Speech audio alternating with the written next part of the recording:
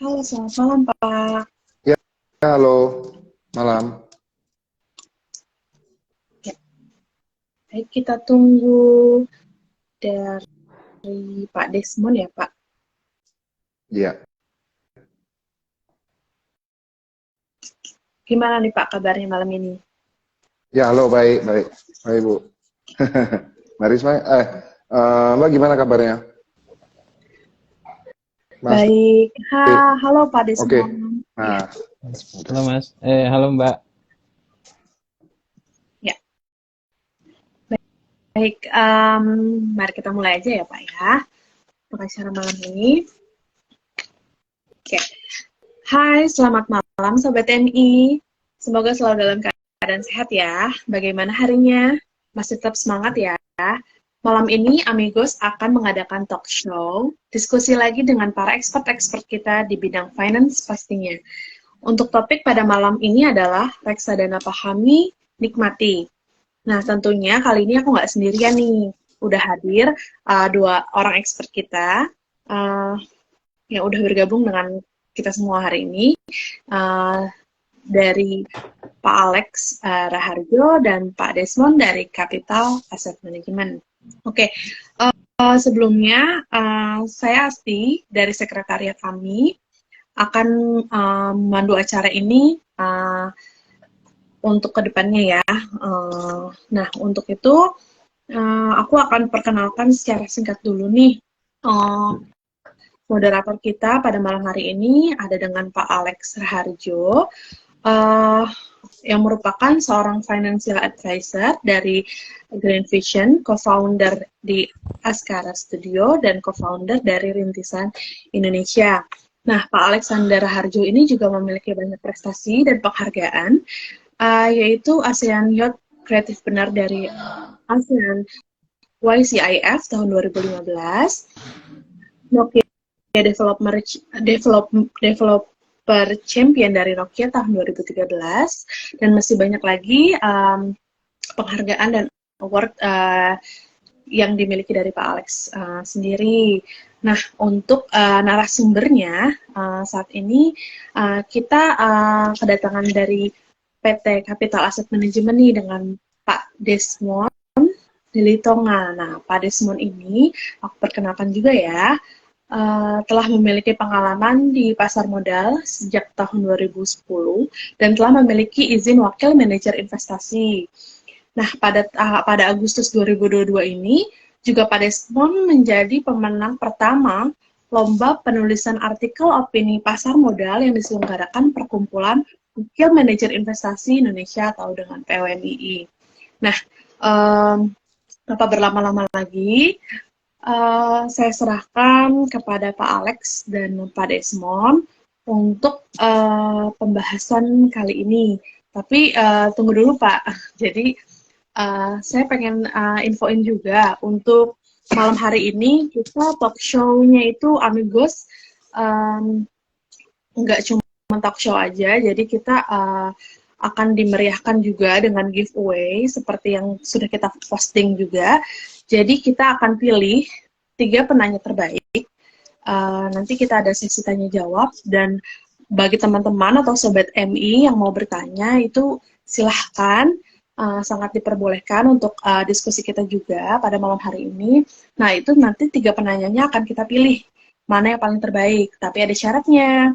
Apa syaratnya? Yaitu sobat MI screenshot dari live IG kali ini dan diposting di story masing-masing dengan tag akun Instagram Reksadana Capital, Ami.reksadana dan Alex Raharjo. Itu aja sih syaratnya. Nah, untuk itu kita serahkan kepada Pak Alex dan Pak Desmond. Silakan Pak. Oke, Mbak Asti, thank you buat introduction-nya. Salam kenal Pak Desmond, selamat malam Pak. Selamat malam Pak Alex, salam kenal juga. Ya, oke. Nah, kita sekarang mungkin ngobrol-ngobrol ya Pak ya tentang reksadana kali ya. Iya Gitu. Pak. Ya. Ya, nah jadi saya pingin ngobrol-ngobrol nih sama Bapak tentang reksadana. Tapi sebelumnya saya pingin tanya-tanya dulu nih. Kebetulan kan saya di bidang financial advisor gitu kan. Nah, kalau menurut Bapak sendiri, saat ini tuh orang Indonesia tuh sudah banyak melek finansial nggak sih Pak? Gitu. Saya pingin tahu kayak trennya gitu kan dari sisi aset manajemen ya di Bapak gitu. Iya, jadi suara saya kedengaran ya, Pak? Iya, iya, Ya, dengar-dengar Pak. oke, ya. Jadi biasanya kita harus mengetahui kan harus ada survei ya. Jadi ini Mm-mm. survei terbaru dari OJK itu sebenarnya secara literasi dan inklusi itu sebenarnya terjadi perbaikan ya. Jadi ini dilakukan sejak 2019 lalu ya. 2016 bahkan ya. Jadi survei ini sudah dilakukan. Secara tren itu terjadi perbaikan ya. Jadi literasinya membaik, kemudian inklusinya juga membaik ya. Nah, yang menarik sebenarnya itu dari sisi pasar modal. Di tahun 2022 kemarin literasinya itu turun ya. Jadi dari 4,9 menjadi 4,1 ya. Nah, sementara inklusinya itu naik ya. Nah, pertanyaannya kenapa literasinya turun ya. Nah, Ya, memang di antara lembaga keuangan itu kan ada banyak lembaga keuangan ya, ada ya, perbankan, ada aset manajemen dan segala macam. ya, Uh, Aset manajemen bagian pasar modal ya. Nah, itu memang paling ya, dari 2016 paling yang kenaikannya paling rendah itu yang pasar modal ya. Jadi pengertian orang tentang reksadana, tentang saham, tentang obligasi itu memang tidak sebaik dibandingkan dengan produk perbankan ya. Mungkin juga karena bank itu kan sudah sampai kemana-mana ya, bahkan sampai ke desa gitu ya. Jadi orang kalau ditanya, misalnya kalau di kota nggak masalah, tapi kalau kita pergi ke desa, ditanya pasar modal itu pasti mereka bingung. Yang mereka tahu itu adalah bank. Nah, ya, itu mungkin yang membuat ya, makanya itu juga terefleksi sebenarnya dari sisi kenapa banyak orang selalu mengalami kejatuhan kepada investasi bodong ya, gitu. Nah, dari sisi literasi, dari sisi inklusi, inklusi ini biasanya kan seberapa banyak orang mengenal ketika ditanya kenal pasar modal nggak, hmm, gitu ya. Nah, itu masuknya inklusi ya. Dan inklusinya membaik. Nah, itu kenapa bisa terjadi? Salah satunya ada kemungkinan itu adalah peran dari teknologi ya, terutama itu adalah platform media sosial. Jadi ya, sekarang, apalagi kan kita lihat sekarang secara populasi, eh, Indonesia itu sekarang didominasi oleh generasi Z dan Y ya, ya, yang secara teknologi itu mereka melek ya. Dan kalau kita lihat sekarang secara gadget ya, yang punya gadget di Indonesia itu mungkin sudah mendekati populasinya 276 ya. Hampir semua orang sekarang punya gadget gitu. Dan kalau ya. kita lihat secara infrastruktur teknologi sekarang itu sudah semakin masuk ke hampir semua desa. Ya.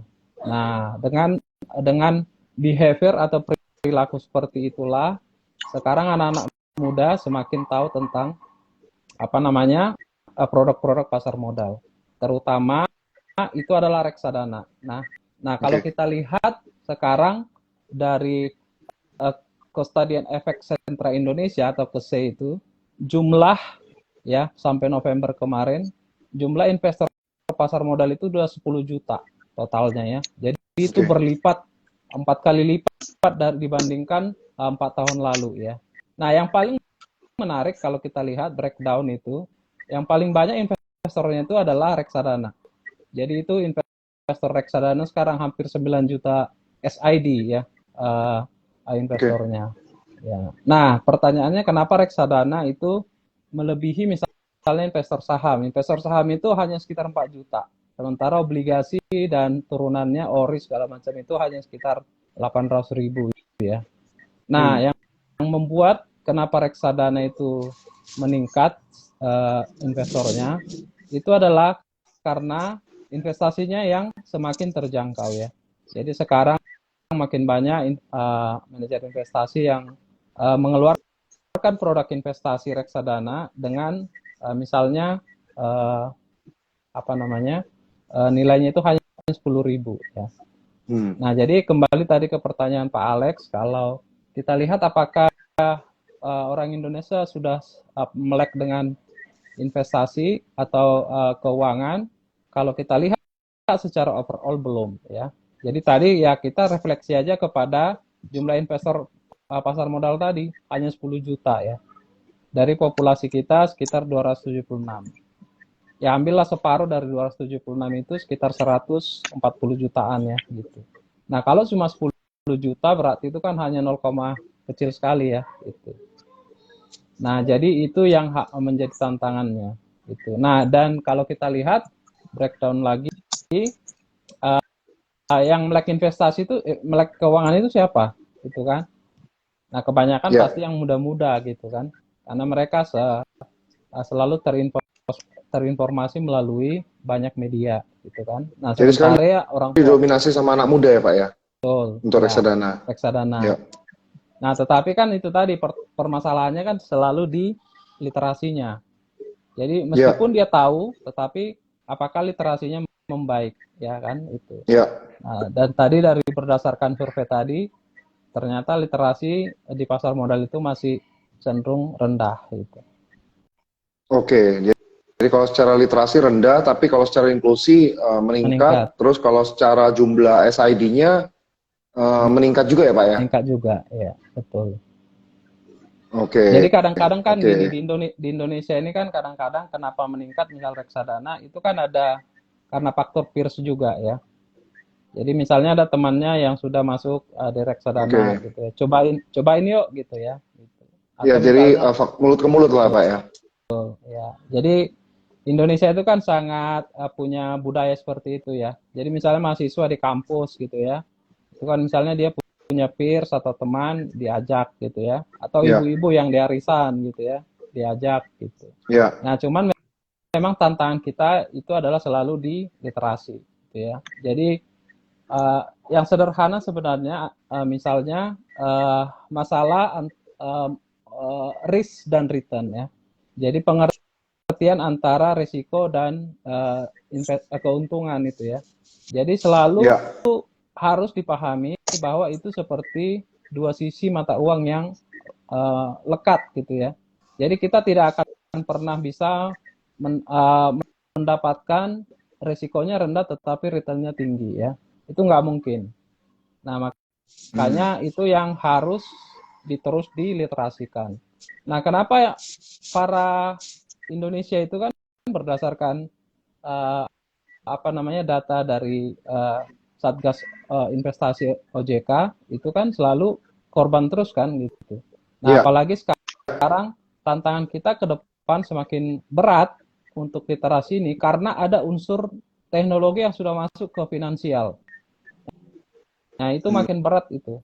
Jadi finansial itu berimpit dengan teknologi gitu. Nah, jadi kalau kita tidak terliterasi dengan baik, kita akan gampang ketipu ya. Jadi selalu tiap tahun itu selalu ada korbannya. Apalagi sekarang misalnya investasi itu semakin selalu ada celah untuk masuk di situ. Terakhir kan yang di Bogor ya, mahasiswa IPB itu. Nah, dibilang kan itu investasi, padahal sebenarnya enggak. Itu sebenarnya kan fraud atau penipuan kan. Nah, kenapa itu bisa terjadi? Ya pasti adalah untung kan, untung cepat, untung cepat besar dalam tempo cepat. Gitu. Nah, itu tidak akan bisa terjadi. Jadi misalnya yang 2 tahun terakhir yang terjadi di kripto gitu ya. Nah, itu kan adalah instrumen, itu sebenarnya bukan investasi ya, menurut saya. Meskipun kita akan beda pendapat nanti di situ. Karena kan nggak ada underlying aset, itu lebih ke arah sebenarnya itu adalah spekulatif ya. Pertama, dia tidak punya regulator yang mengurusnya gitu ya. Dia tidak punya batas atas batas bawah, ketika harganya anjlok ke bawah terus ya anjlok terus, ketika naik ke atas terus anjlok terus gitu. Nah, itu kan diminati anak muda ya. Karena apa? Karena selalu di dalam kepala kita itu adalah untung tinggi dan cepat ya. tetapi tidak pernah memikirkan margin safety atau tingkat resikonya. Sehingga kita lihat kan tahun 2020 itu booming ya kripto, dan bahkan investornya itu melampaui investor pasar modal. Tapi sekarang gimana ceritanya? Hanya dalam tempo 2 tahun itu sudah kolaps semua kan.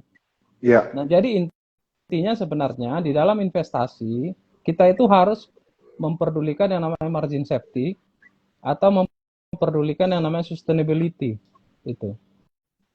Nah, jadi kalau teman-teman tertarik nanti baca majalah The Economist yang 2 minggu yang lalu ya, itu menarik sekali diceritakan. Karena pandemi ini terutama tahun ini ya, itu menarik dari sisi investasi ya. Terutama di Amerika Serikat itu tidak ada aset investasi yang menghasilkan keuntungan yang baik. Jadi kalau dulu di masa lalu ya, misalnya ketika inflasi tinggi, orang kan biasanya lari ke emas ya. Nah, tetapi saat ini ketika dunia mengalami inflasi tinggi, emas itu justru nggak tumbuh gitu, bahkan dia drop. Atau misalnya dulu ketika kita misalnya saham lagi anjlok gitu ya, orang akan rotasi ke obligasi misalnya. Nah, ternyata situasinya nggak seperti itu. Saham maupun obligasi maupun emas ataupun kripto, semua aset itu adalah mengalami kemerosotan. Bahkan nilainya itu kontraksi atau negatif. Nah, bagaimana kita menyikapi situasi seperti ini kan? Jadi artinya kadang-kadang aturan investasi di masa lalu itu dengan makin banyaknya ketidakpastian itu membuat kita harus membuat aturan baru gitu. Jadi sesuatu yang kita yakini dulu sebagai aturan investasi yang baku, ternyata itu bisa berubah dengan situasi dunia yang juga makin cepat berubah. Apalagi dengan masuknya faktor teknologi ke finansial sektor gitu. Jadi kita harus lebih hati-hati di situ. Iya. Nah, terus kalau bahas tentang risiko tadi, Pak, kalau kita bicara tentang reksadana sendiri kira-kira ada risikonya nggak sih? Ya, jadi reksadana itu kan sebenarnya mirip sebenarnya seperti saham obligasi. Nah, di reksadana kan produknya banyak. Ada pasar uang, ada pendapatan tetap, kemudian ada equity atau saham. Nah, di tengah-tengah itu ada campuran. Nah, itu sebenarnya kan produk yang dikombinasikan. Nah, underlying-nya apa? Underlying-nya atau aset dasarnya itu apa? Nah, kalau dia misalnya reksadana pasar uang, berarti kebanyakan itu deposito. Jadi, manajer investasi akan menempatkan dana masyarakat yang dihimpun ini ke deposito yang dikeluarkan perbankan.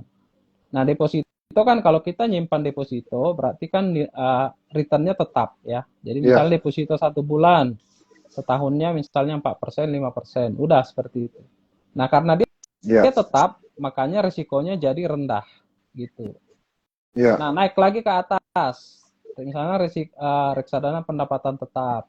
Nah, berdasarkan aturan dari OJK itu MI harus menempatkan 80% minimal ya dari dana kelolaan itu di pendapatan tetap. Misalnya, pendapatan tetap itu bisa obligasi pemerintah yang diterbitkan pemerintah atau obligasi korporasi yang diterbitkan perusahaan. Nah, obligasi itu resikonya selalu berhubungan dengan suku bunga. Jadi misalnya kalau Bank Indonesia naikin suku bunga, harga obligasi itu akan turun, dan demikian sebaliknya. Nah, makanya biasanya reksadana, karena underlying-nya itu adalah obligasi di reksadana pendapatan tetap, makanya dia lebih moderat risikonya. Nah, naik lagi ke atas, berarti reksadana saham. Nah, reksadana saham 80% dari dana kelolaan itu, misalnya dana kelolaannya 100 miliar, berarti 80% atau sekitar 80 miliar itu harus ditempatkan di saham. Nah, saham ini kan kita nggak tahu harganya ke depan seperti apa. Nah, makanya risiko dari reksadana saham itu biasanya lebih tinggi. Nah, makanya dibilang di dalam reksadana risiko itu tetap ada. Nah, tinggal nanti kita sebagai investor mau memilih yang mana. Makanya sebelum investor kan sebelum membeli reksadana akan ditanya sama MI-nya atau manajer investasinya. Kamu suka risiko atau enggak? Gitu kan. Nah, kalau kamu suka risiko, kamu pilihlah reksadana saham. Kalau nggak suka, pilihlah reksadana pasar uang. Kalau yang saya moderat gitu ya, di tengah-tengah, nah, berarti masuk di pendapatan tetap atau campuran. Campuran itu kombinasi underlying asetnya itu adalah obligasi dan saham.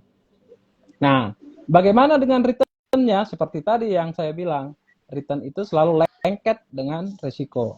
Gitu.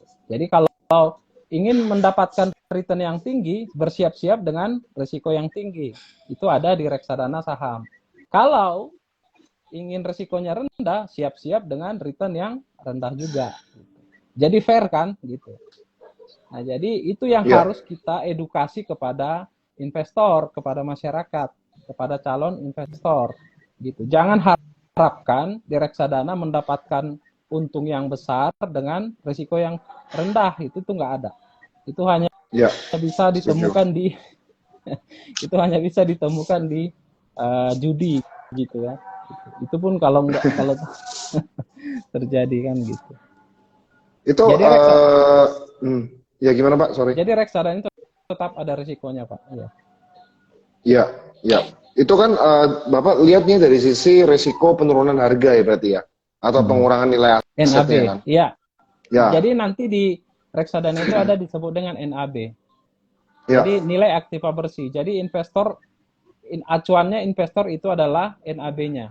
Jadi kalau NAB-nya naik, berarti dana investasi kita naik. Kalau turun ya berarti turun. Gitu. Ya, nah selain itu ada risiko lain nggak Pak? Banyak risikonya. Ya, yang kedua likuiditas. Jadi misalnya reksadana ini kan yang menariknya reksadana ini liquid ya. Jadi ketika kita misalnya kita investasi, masukin misalnya hari ini 100 juta gitu ya. 1 minggu kemudian kita lihat NAB-nya naik gitu ya. Nah, kita melakukan yang namanya redemption atau pencairan. Berarti kita kasih instruksi ke MI bahwa saya akan mencairkan dana saya.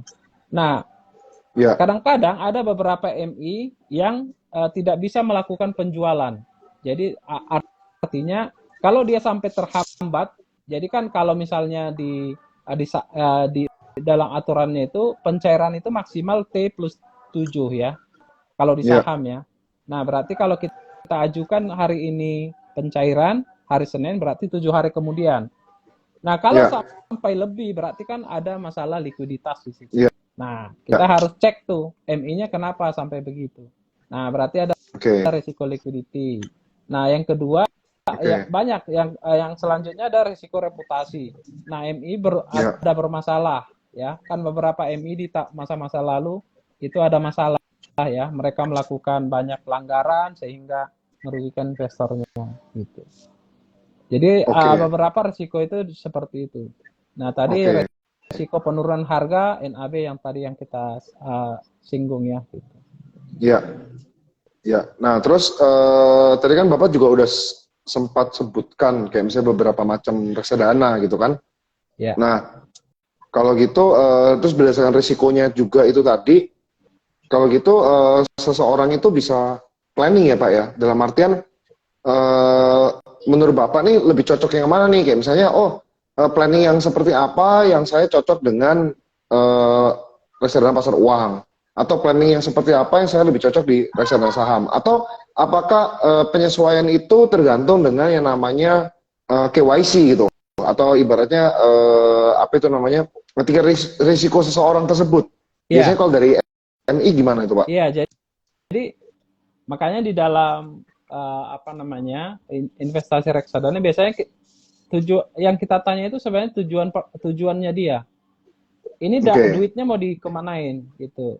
Jadi kalau misalnya nih ya duitnya nanti saya pakai 1 bulan lagi untuk merenovasi rumah. Nah berarti kan itu pendek gitu kan. Nah berarti itu lebih cocok di reksadana pasar uang. Seruang, Jadi ya. jangan dimasukkan ke reksadana saham. Nanti itu kan fluktuasinya tinggi, resikonya tinggi. Sehingga nanti Ya, ketika butuh dana untuk merenovasi rumah itu kan tiba-tiba NAW-nya turun. Berarti kan tidak sesuai. ya, Nah, yang ya, kedua misalnya dananya ini mau saya pakai misalnya untuk kuliah anak saya gitu ya. Berarti kan ya. masih panjang tuh. Masih panjang, Betul. eh, misalnya 10 tahun lagi, 15 tahun. Nah, berarti kita masukin ke reksadana saham. Nah, misalnya Ya, saya mau pakai nanti 2 tahun atau 3 tahun lagi mau jalan-jalan atau mau kemana lah ke luar negeri gitu ya.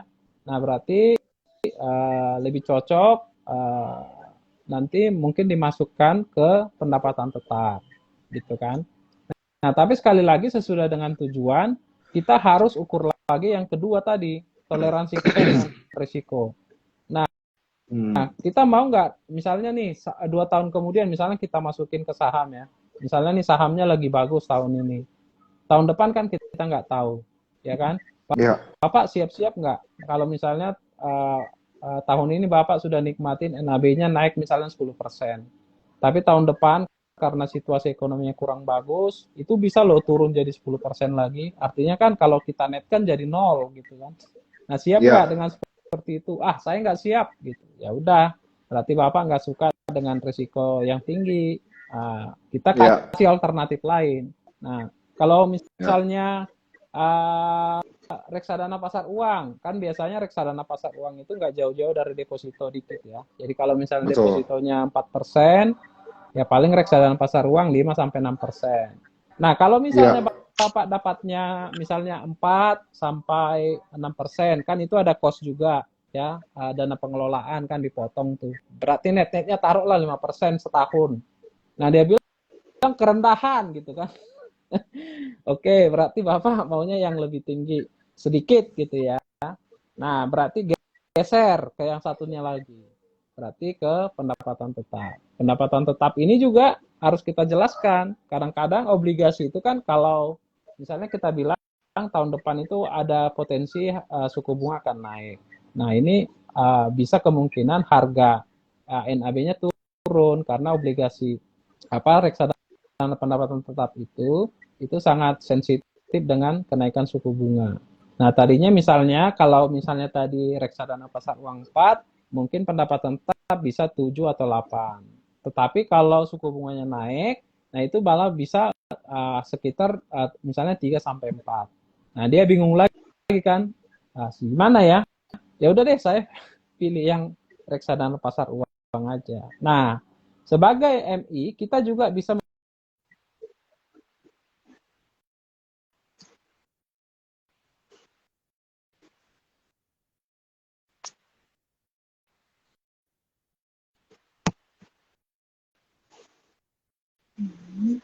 kayaknya putus ya. Iya, Desmond, ini loading Oh, saya ya. pikir dari sayanya. Iya. Oke, jadi kalau tadi yang dari Pak Desmond jelaskan, nah mungkin saya kasih gambaran sedikit ya ke teman-teman semua di sini. Jadi yang dibahas sama Pak Desmond itu adalah tadi itu bagaimana caranya kita memilih si reksadananya gitu kan untuk mengurangi risikonya kita atau berdasarkan tujuan keuangannya kita. Jadi bisa dibilang yang namanya kita mau investasi itu mungkin langkah pertamanya itu adalah bagaimana caranya kita bisa melihat cash flow-nya kita. Itu kalau dari pendekatan financial planning itu seperti itu, teman-teman. Jadi pendekatannya itu adalah pertama cash flow-nya kita itu bagaimana. Jadi kita lihat pengeluaran kita itu seperti apa, terus income-nya kita bagaimana, apakah cash flow kita setiap bulan itu positif atau tidak. Gitu. Kalau misalnya memang positif, langkah berikutnya adalah kita tentukan tujuan keuangannya kita. Seperti tadi Pak Desmond bilang, bahwa reksadana yang kita pilih atau instrumen investasi yang kita pilih itu disesuaikan dengan tujuan keuangannya kita. Kalau memang tujuan keuangannya hanya untuk renovasi rumah dalam waktu 1 bulan, ya lebih baik masuk di reksadana pasar uang. Tapi kalau memang tujuan keuangannya adalah untuk dana pendidikan anak misalnya, nah itu kita bisa pakai yang lebih panjang lagi gitu kan, untuk reksadana saham atau reksadana pendapatan tetap. Tapi itu kembali lagi kepada profil risikonya kita, gitu. Apakah kita bisa toleransi terhadap resiko tersebut. Kalau memang bisa mentolerir resiko, berarti ya kita bisa ambil reksadana yang paling berisiko, yaitu reksadana saham. Seperti itu. Tapi kalau misalnya kita memang, wah, nggak bisa toleransi terhadap resiko, mungkin bisa masuk di reksadana pendanaan tetap. Itu juga bagus untuk jangka waktu menengah sampai panjang. Seperti itu. Nah, mungkin Pak Desmondnya sudah bergabung, Mbak. Sedang di-invite kembali, Pak. Tunggu sebentar ya, Pak. Oke.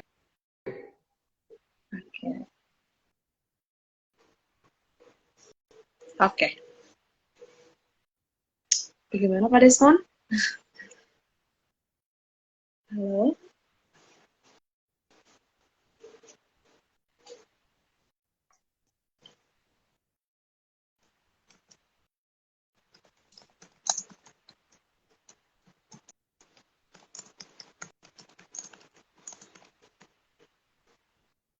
Oke, sambil menunggu dari Pak Desmondnya, ini sudah banyak banget nih Pak yang Pertanyaan bertanya. ya? Ya, boleh deh. Kita bahas pertanyaannya dulu deh. Mulai masuk nih pertanyaannya, sudah banyak sekali. Bisa Tunggu sebentar tolong bacain, Mbak. sambil kita invite lagi Pak Desmondnya. Ya, mungkin tolong bacain 1-2 pertanyaan. Nanti saya bahas deh. Ini mungkin, nah, dari Abizar Nahwan. Nah, bagaimana cara analisa reksadana dan untuk reksadana apakah bisa mohon maaf, dan untuk reksadana apakah bisa diahli wariskan? Gitu. Bagaimana Mungkin cara menganalisa tadi ya? Ya, menganalisa reksadana dan apakah reksadana itu bisa diahli wariskan gitu. Oke, ya. Bagaimana cara memilih reksadananya tadi ya? Kalau menurut saya sih ya itu langkah pertama tentukan tujuan keuangannya kita tadi, seperti tadi Pak Desmond bilang. Itu menentukan jenis reksadana yang bakal kita ambil. Terus tadi Pak Desmond juga sempat bilang bahwa salah satu risiko reksadana bukan hanya risiko penurunan nilai aset, tapi juga dari sisi manajer investasinya gitu kan. Nah, jadi kita harus memilih manajer investasi yang baik. Nah, itu mungkin nanti akan dijelaskan lebih detail ya sama Pak Desmond ya. Kayak misalnya manajer investasi yang baik itu ciri-cirinya seperti apa Pak Desmond? Mungkin langsung aja nih. Iya. Iya. Sebelumnya Pak Desmond. Sudah masuk nggak? Oh ya. Iya. Sudah masuk. Kita udah masuk. Oh ya. Maaf ya. Tadi ya, saya Pak, tiba-tiba drop. Iya. Jadi pertanyaan Pak Alex tadi, MI yang baik cara itu memilihnya, ya. Ya. Gimana sih? Jadi biasanya kan itu ada OJK ya. Gitu. Jadi OJK itu biasanya akan melakukan surveillance sebenarnya. Pertama kita lihat dari NAB-nya, dana kelolaan. Yang kedua, dia itu terdaftar di OJK atau enggak. Yang ketiga, dia pernah buat masalah atau enggak. Gitu. Sebenarnya itu aja. Kalau dia pernah berbuat masalah, jadi misalnya nasabahnya pernah komplain atau pernah melakukan distrust ya, jadi dananya nggak dibayar gitu. Nah, kita harus jauhin itu. Gitu. Jadi itu aja. Jadi kalau misalnya kalau kita lebih jauh lagi lihat kinerjanya, misalnya dalam 5 tahun terakhir kinerjanya konsisten nggak, baik atau itu, enggak. Produk-produknya atau semua produknya atau MI-nya atau ke satu produk yang kita tuju, Pak? Ya, untuk yang tadi sebenarnya itu. Ya sebenarnya bisa kita lihat juga dari semua produknya. Ya. Jadi konsisten nggak kenaikan AUM-nya. Jadi kalau misalnya AUM-nya itu stagnan, nah kita harus tanya lebih dalam kenapa stagnan. Jadi misalnya satu produk tuh ada AUM-nya kenapa seperti ini ya. Kenapa stagnan, kenapa nggak tumbuh gitu ya. Nah itu juga perlu kita tanya. Gitu. Jadi sebenarnya apalagi sekarang itu nggak sulit sebenarnya karena informasi itu sudah semakin banyak ya. Jadi aksesnya itu semakin banyak. Dan sekarang MI itu nggak bisa lagi sebenarnya melakukan sembunyi-sembunyi ya gitu. Karena informasi itu sekarang sudah gampang didapatkan. Gitu. Itu aja sih tipsnya untuk kalau kita mau lihat MI-nya itu bagus atau enggak. Gitu. Oke, siap Pak. Nah, terus kalau dari Pak Desmond sendiri, saya lanjutin sedikit ya. Strategi untuk investasi reksadana itu sendiri bagaimana Pak, kalau menurut Bapak? Strateginya Ada selalu, strategi tertentu nggak gitu?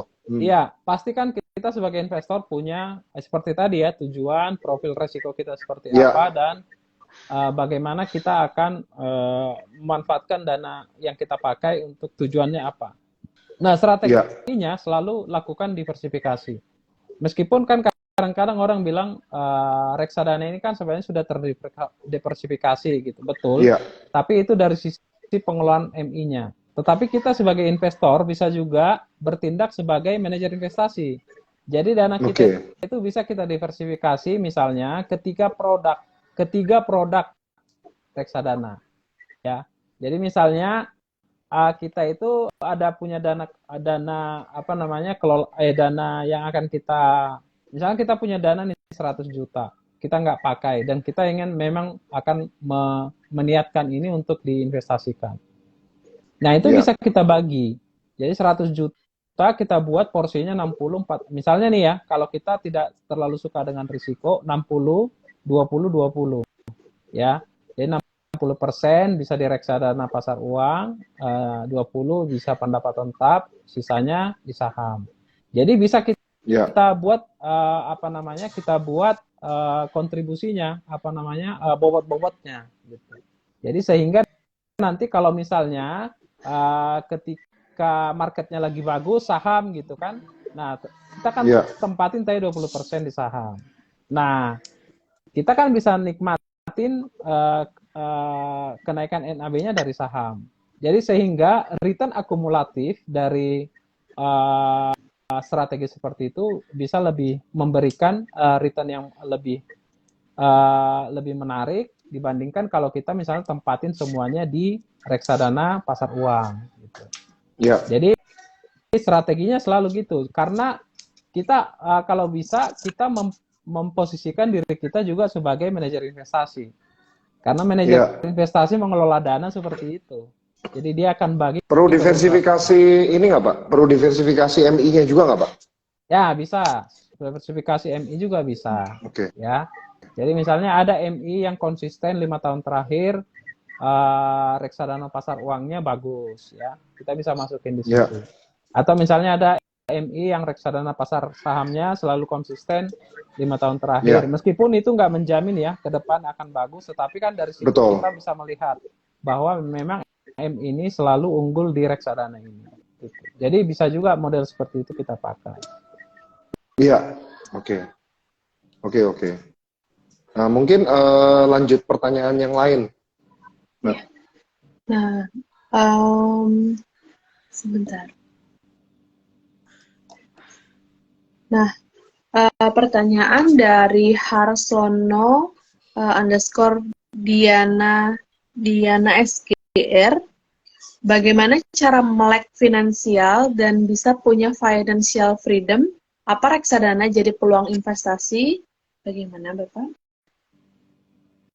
Ya, melek investasi kan sebenarnya harus kita biasakan dari selagi muda lah ya, gitu. ya, Jadi misalnya Indonesia sekarang lagi tren yang namanya sandwich generation itu.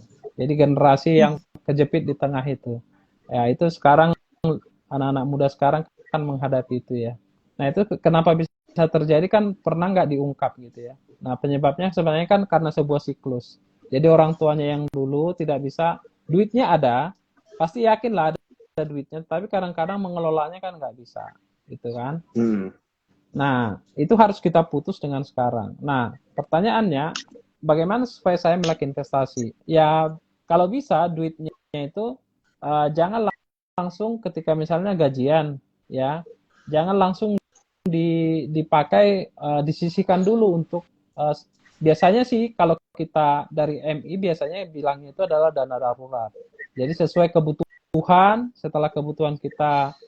Kalau yang muda kan nggak ada cicilan tuh kadang-kadang ya. Cuman yang muda-muda sekarang kan udah mulai banyak cicilan, enggak, sebenarnya mencicil ya, gaya hidup sebenarnya gitu ya, bukan mencicil sesuatu yang dibutuhkan gitu ya. Nah itu juga ya, harus mulai diwaspadai yang seperti itu ya. Jadi duit duitnya ada, tetapi bukan untuk sesuatu yang butuh, tetapi sesuatu yang diinginkan gitu ya. Jadi duitnya habis untuk keinginan. Nah itu sebenarnya uh, mindsetnya harus dari kita sih, gitu. Kalau kita ingin melek investasi, kalau nggak ada mindset dari diri kita, perubahan mindset dari diri kita, saya yakin teori apapun, IG Live banyak-banyak pun kita ikutin itu tidak akan bisa terjadi gitu ya. Nah itu pertama.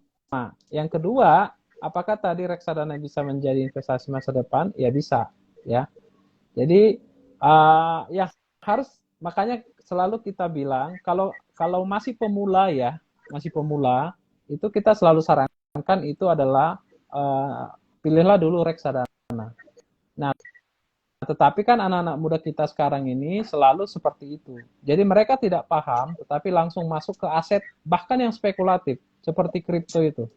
Dia nggak tahu risikonya apa, tetapi kan selalu di dalam pikiran itu adalah langsung untung yang cepat dan tinggi. Tapi dia tidak pernah tahu tidak pernah kepikiran risikonya besar harusnya, gitu kan. Jadi karena itu supaya kita tahu lebih dalam, makanya kita mulai dari reksadana, ya. Karena reksadana ini kan dikelola oleh manajer investasi. Nah, dari situ nanti secara pelan-pelan kita akan naik ke tingkat yang lebih tinggi ya. Misalnya, saya sudah tahu lebih banyak tentang reksadana, kita akan lihat aset yang lebih tinggi returnnya. Kita kan udah tahu nih prinsip risiko sama returnnya, ya kita langsung menjadi investor saham secara pribadi gitu. Nah, ya. Jadi itu yang harusnya dilakukan. Nah, jadi saya sih sungguh cukup optimis ya gitu dengan anak-anak muda kita sekarang yang tadi terefleksi di jumlah investornya sudah di reksadana itu sudah 9 juta gitu. Jadi itu semakin menarik ya ke depan, kemungkinan pertumbuhan ini akan semakin naik juga gitu. Ya, betul. Mau dilanjut Pak untuk pertanyaan selanjutnya? Ya, lanjut aja Mbak. Tadi saya lihat banyak banget tuh yang tanya.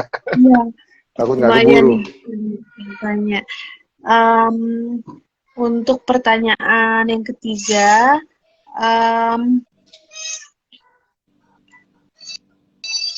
sebentar. Nah, dari Erika.Paramita, produk reksadana apa yang cocok bagi wirausaha yang penghasilannya tidak tetap setiap bulannya, Pak? Produk reksadana apa yang cocok, Pak? Oke. Jadi di dalam reksadana itu ada disebut dengan metode lump sum atau metode dollar cost averaging ya. Jadi metode lump sum ini biasanya bagi orang yang punya duit itu ya. Misalnya wira swasta itu kan kadang-kadang dapat proyek ya. Misalnya langsung dapat 100 juta gitu. Nah, dia pasti sebaiknya dia menggunakan pakai metode lump sum tadi. Jadi dia misalnya dapat 100 juta dari proyeknya ini, dari wira swastanya, masukin aja.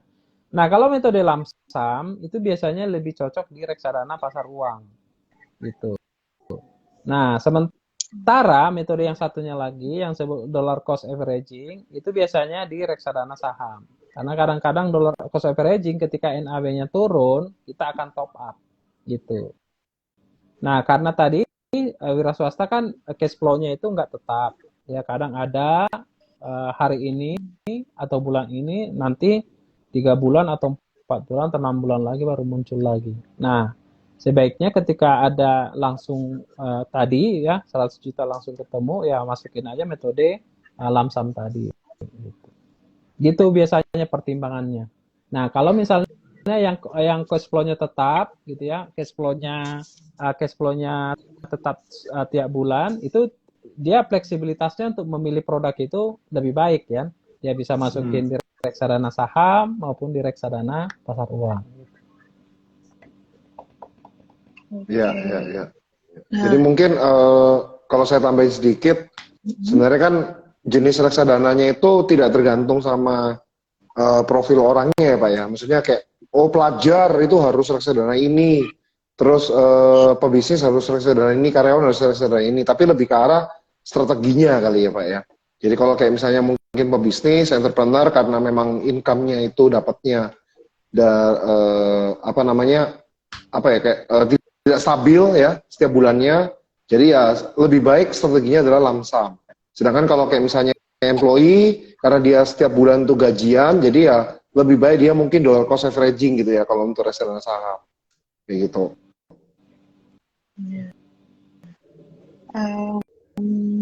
Baik, banyak banget nih pertanyaannya yang mirip-mirip sebenarnya Pak, dan tadi udah banyak yang dijawab. Nah, tetapi ada yang menarik nih Pak, jadi banyak banget nih pertanyaan yang khawatir atau ramai memperbincangkan mengenai resesi di tahun depan. Gitu. Jadi salah satunya saya bacakan Pak ya.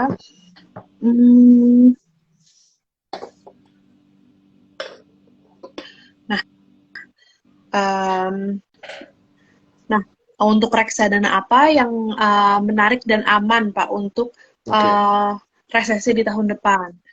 Gitu. Jadi kan isunya di tahun depan itu akan ada resesi ya. Dan apa aja reksadana yang aman, dan bagaimana membuat reksadana itu berkembang dan makin pesat, apalagi resesi ada di depan mata kita di tahun depan gitu. Iya. Oke. Iya. Ya itu gimana tuh Pak? Jadi kan mungkin saya tambahin sedikit pertanyaannya ya. Kayak yang lagi hot nih adalah inflasi Pak. Tentang inflasi, terus kemudian tahun depan adalah resesi. Gitu. Mungkin strateginya bagaimana gitu? Apakah kita lebih banyak defensif atau mungkin justru kita perlu agresif dan lain sebagainya, atau mungkin reksadana apa yang cocok gitu? Karena kalau saya lihat sendiri, saya pribadi untuk reksadana yang saya lihat lagi ibaratnya apa ya, kayak jatuh kali ya di tahun ini adalah reksadana penanaman tetap dan juga saham gitu, yang nggak terlalu perform lah ya gitu. Nah kalau menurut Bapak bagaimana tahun depan apa namanya kita lebih enak di mana nih Pak? Gitu. Ya, jadi saya luruskan sedikit ya. Jadi kalau menurut kita Indonesia itu kayaknya tahun depan itu peluangnya untuk resesi itu sangat kecil, ya. Ya. Jadi setuju. kadang-kadang kita bacaan media itu kan kadang-kadang, jadi resesi itu sebenarnya kan pertumbuhannya negatif. Jadi kalau misalnya kalau disebut misalnya pertumbuhan ekonominya 5 menjadi 4,8 atau 4,5, itu kan sebenarnya kan itu masih positif atau negatif sih? Ya, masih bagus sih Pak. Kalau Indonesia bagus-bagus aja. Turun sebenarnya. Jadi itu namanya turun ya? Iya, itu namanya bukan resesi, itu namanya perlambatan. Cuma perlambatan kan, aja ya. Jadi 5 kan ke 4, kan ya. masih positif. Berarti ya, bukan resesi positif. kan? Disebut resesi kan dia harus negatif. Nah, Indonesia negatif itu 2 kali bahkan. Nah, resesi itu kan Indonesia pernah resesi ketika tahun 2020 karena COVID. Nah, jadi menurut saya Indonesia hanya akan resesi kalau kita mengalami COVID seperti tahun 2020. Nah, pertanyaannya tahun 2023, mungkinkah kita seperti tahun 2020? Nah, itu dijawab sendiri aja. Iya kan? Nah, iya kan? Nah, peluangnya kan sebenarnya enggak. Jadi tahun depan sebenarnya kalau kita melihat Indonesia peluangnya itu sangat kecil. Nah, kalau nggak ada peluangnya sangat kecil, ngapain kita takut? Malah kita nggak memilih investasi kan gitu. Nah, andaikan pun resesi, gitu ya, pertanyaannya kan, andaikan pun resesi, sebenarnya itu peluang untuk membeli aset yang lebih murah, gitu. Makanya kalau kita lihat sebenarnya ya, tapi ini perlu, makanya menjadi investor kawakan itu memang harus diuji oleh resesi, gitu. Harus diuji oleh ekonomi yang berjatuhan. Nah, itu di Amerika. Market yang hancur lah Pak ya. Ya, betul. Nah, itu terakhir saya baca di Amerika, beberapa investor retail itu, bahkan ketika orang mengatakan Amerika tahun depan resesi, beberapa investor di sana justru nggak takut, karena dia bilang itu adalah peluang kita untuk membeli aset yang lebih murah. Nah, makanya ada beberapa investor ketika marketnya lagi harvest, ya, lagi naik ke atas, misalnya sahamnya lagi naik, dia justru nggak investasi, nggak masuk ke saham. Kenapa? Karena ketika lagi naik, kita beli di atas, itu upside-nya itu sebenarnya terbatas. Ya. Nah, kalau kita misalnya resesi, hancur kan ke bawah, nah ketika dia akan naik ke atas, itu upside-nya kan lebih tinggi. Nah, cuman kan ini nggak semua orang punya kemampuan melihat itu, ya, karena butuh pengalaman. Nah, sehingga kalau kita tidak punya kemampuan seperti itu, apakah kita akan berhenti berinvestasi di reksadana tahun depan? Saya rasa sih itu bukan keputusan yang baik ya. Nah, memang tahun depan akan ada beberapa indikator makro kita yang akan berubah. Ya, pertama inflasi. Nah, kalau inflasinya naik atau globalnya lagi nggak bagus, pasti pertumbuhannya itu akan turun. Nah, pasti yang akan kena itu ada dua. Satu, saham itu akan lebih volatile. Nah, yang kedua itu pasti ada pendapatan tetap. Nah, kalau Bank Indonesia masih naikin suku bunga, itu pasti obligasi pendapatan tetap itu akan cenderung lebih bergejolak, ya kan? Nah, cuman ya ini harus kita lihat.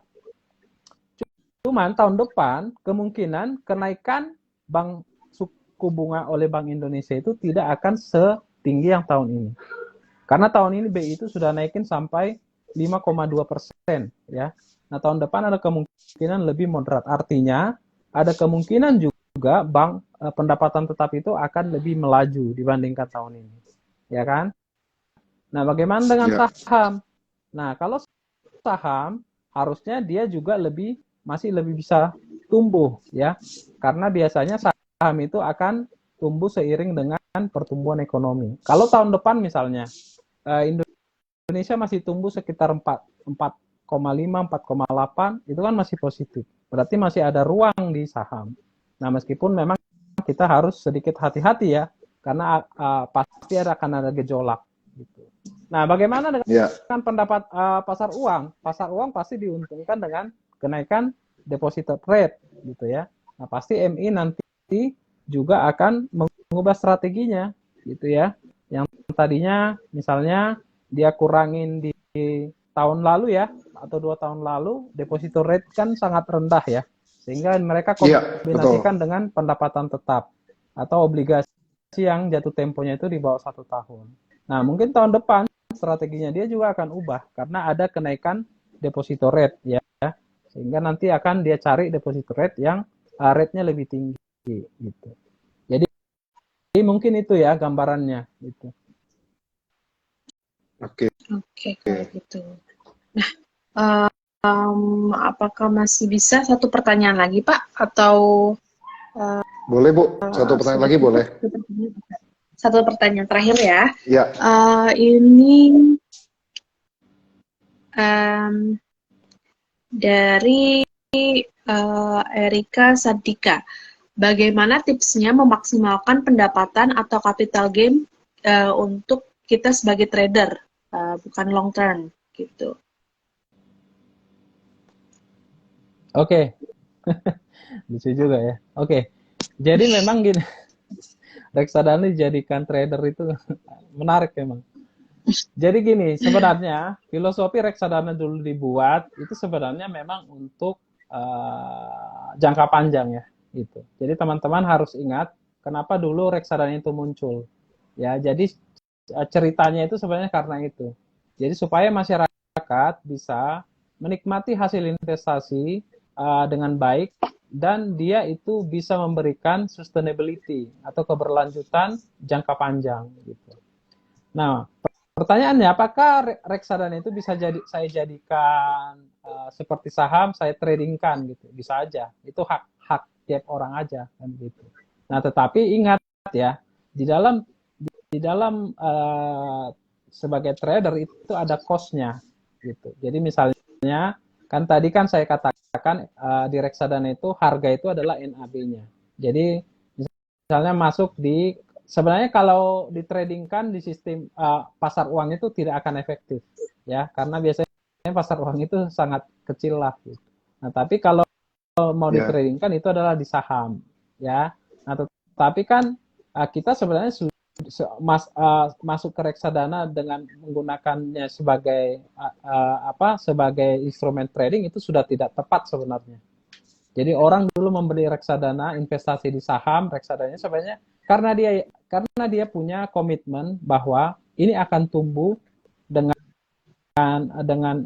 di masa depan dengan baik gitu. Jadi dia tidak akan, justru yang sebaliknya, kalau NAB-nya lagi rendah, dia akan Top up ya. melakukan tadi, ya top up, dollar cost averaging itu. Gitu. Ya. Nah, jadi itu yang ini. Jadi kalau mau di trading kan lihat aja, berarti kan saya rasa dia lebih baik jangan masuk di reksadana. Gitu. Ya langsung aja di investor saham sendiri kan gitu. Karena sebenarnya reksadana itu nggak tepat dijadikan sebagai instrumen trading ya. Gitu. Karena sudah ada yang bantuin kita untuk pilih-pilih saham-sahamnya ya Pak ya? Ya, betul. Ya. Oke, kalau gitu. Nah, untuk yang terakhir nih Pak, jadi bisa kalau misalnya mau ada yang ditambahkan lagi Pak, misalnya kesimpulannya atau tips-tipsnya ke depannya untuk sobat-sobat M ini gimana nih Pak sebagai penutupan? Ya, mungkin ada closing statement dari Pak Desmond. Ya, jadi teman-teman, kita menggunakan setiap waktu itu adalah bahwa supaya menjadi melek finansial harus mulai itu dari mental mindset kita ya, bahwa kita ingin tidak mengulang situasi yang dialami oleh orang tua kita menjadi generasi sandwich ya. Nah, pertanyaannya selalu adalah apakah ada uangnya gitu ya. Nah, itu pasti sebenarnya kalau kita kelola dengan baik pasti bisa gitu. Sedikit untuk dana investasi gitu ya. Nah, reksadana ini sebenarnya adalah instrumen yang tepat karena dia biayanya murah, tetapi juga dana investasinya juga terjangkau. Ya, sekarang ada 10.000, ada 100.000, ada 500.000, ya tinggal kita pilih aja, gitu ya. Nah, usahakan reksadana ini adalah instrumen yang akan kita ambil atau kita nikmati di masa depan. Jadi dia bukan instrumen yang jangka pendek ya. Jadi misalnya kalau kita sudah komitmen akan mendapatkan di masa depan ya berarti kita harus membuatnya itu jangka panjang, gitu ya. Nah, yang selanjutnya terus melatih diri ya. Jadi harus sebagai investor kita harus kritis. Tadi kan terrefleksi di literasi itu. Jadi selalu pertimbangkan antara risiko dan return ya. Itu dua hal yang nggak bisa dipisahkan. Jangan langsung mudah tergiur dengan return yang tinggi, tetapi kita lupa untuk menanyakan risikonya. Yang selanjutnya ya lakukan terus diversifikasi. Dan yang lebih penting sebenarnya adalah investasi. Jangan lupa investasi di talenta ya. Berarti harus ada kemampuan untuk selalu melek dengan informasi, literasi, gitu, supaya kita berhasil dalam investasi. Karena tahun ini kan dan tahun-tahun ke depan dengan masuknya teknologi ke finansial akan membuat kita semakin gampang tuh untuk jatuh ke dalam hal-hal yang tidak diinginkan ya. Ya. Oke. Gitu, Pak. Meningkatkan literasi keuangan itu sangat penting ya Pak ya? Ya, betul. Ya. Setuju. Oke. Terima kasih Pak Desmond.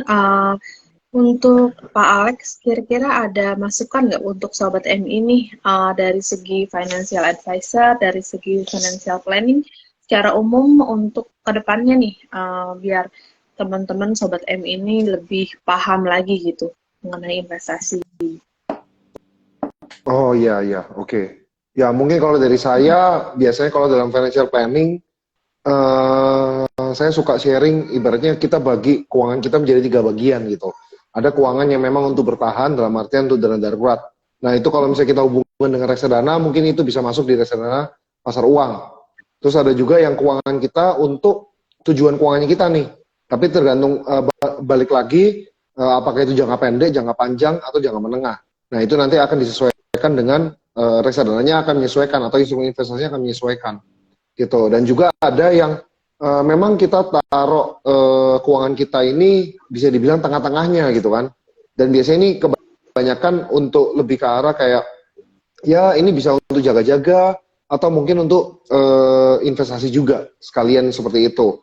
Nah itu biasanya saya pribadi saya akan taruh di obligasi atau mungkin reksadana penahan tetap kayak gitu. Nah jadi dibagi-bagi seperti itu sehingga kita juga punya dana darurat, terus kemudian kita juga punya dana untuk investasi dan juga kita juga punya dana yang ibaratnya apa ya hybrid ya, kita bisa pakai untuk dana darurat atau mungkin untuk tujuan keuangannya kita seperti itu. Baik, jadi intinya sobat-sobat MI, jadi kita harus memastikan dulu apa tujuan kita untuk berinvestasi dan kita juga harus punya strategi buat berinvestasi dan juga kita harus riset gitu. Kita harus banyak-banyak riset dan cari informasi sebanyak-banyaknya. Sekarang kan udah banyak ya platform-platform yang bisa kita cari tahu dan yang lain-lain gitu. Sekarang MI-MI pun udah mulai aktif di sosial media, jadi kalian bisa cek juga untuk produk-produk investasi atau dan yang lain-lain gitu. Nah, untuk itu karena keterbatasan waktu, mohon maaf sobat-sobat MI yang bertanya, luar biasa antusiasnya banyak sekali. Terima kasih sekali lagi. Mohon maaf jika belum bisa terbaca semuanya. Kita pilihkan yang mirip-mirip aja. Dan yang menarik ya, yang pastinya jangan lupa untuk giveaway yang akan diberikan oleh Capital Asset Management itu sudah saya pin ya. Syaratnya apa?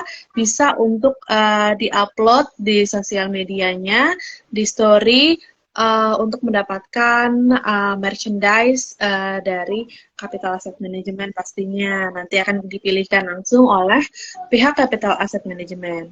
Oke, untuk itu terima kasih banyak bagi Pak Desmond dan Pak Alex atas waktunya dan bincang-bincang kita atau diskusi hari ini ya sangat bermanfaat ya Pak ya, untuk saya secara pribadi juga jadi makin mengenal dan mengerti gitu apa sih financial planning atau reksadana, walaupun kita udah sering dengar ya gitu. Nah untuk itu terima kasih banyak sekali lagi. Semoga sehat selalu pastinya Bapak, Pak Desmond dan Pak Alex. Untuk kedepannya semoga semakin sukses di bidangnya masing-masing ya Pak ya. Untuk memberikan ya literasi dan edukasi bagi masyarakat atau bagi orang-orang sekitarnya gitu. Nah untuk itu akhir kata dari saya,